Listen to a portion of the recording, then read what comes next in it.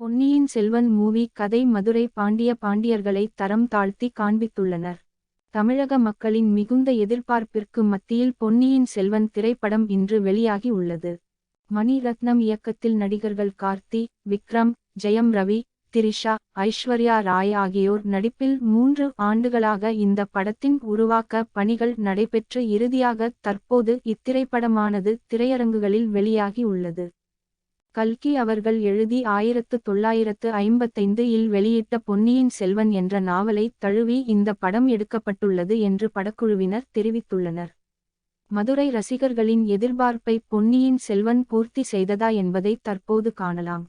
மதுரையில் சுமார் 20க்கும் மேற்பட்ட திரையரங்குகளில் 60க்கும் மேற்பட்ட திரைகளில் பொன்னியின் செல்வன் திரைப்படம் இன்று காலை 4:30 மணி அளவில் வெளியானது. நாவலை படிக்காமல் புதிதாக படம் பார்த்த பலருக்கும் இதில் வரும் கதாபாத்திரங்கள் குறித்து குழப்பம் ஏற்பட்டதாக தெரிவித்தனர்.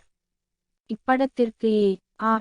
ரகுமான் அவர்களது இசையும், படத்தில் இடம்பெற்றுள்ள பாடல்களும், நந்தினி என்ற கதாபாத்திர வடிவமைப்பும் பெரிதும் பலம் சேர்ப்பவையாக இருந்ததாகவும் கூறினர். படத்தில் பெரிய குறைகள் என்று எதுவும் இல்லாத பட்சத்திலும் கதை களத்தில் தமிழ் மன்னர்களான பாண்டியர்களை தரம் தாழ்த்தி காண்பித்துள்ளதாகவும், இந்த படம் புனையப்பட்ட கதை என்பதை மறந்து பலரும் இதனை வரலாறு என்று நம்பி தமிழர் வரலாற்றை இந்த படத்தின் மூலம் பலர் மாற்றி புரிந்துகொள்வதாகவும் சில நாவலர்கள் மற்றும் எழுத்தாளர்கள் மத்தியில் விமர்சனங்கள் எழத் தொடங்கியுள்ளன.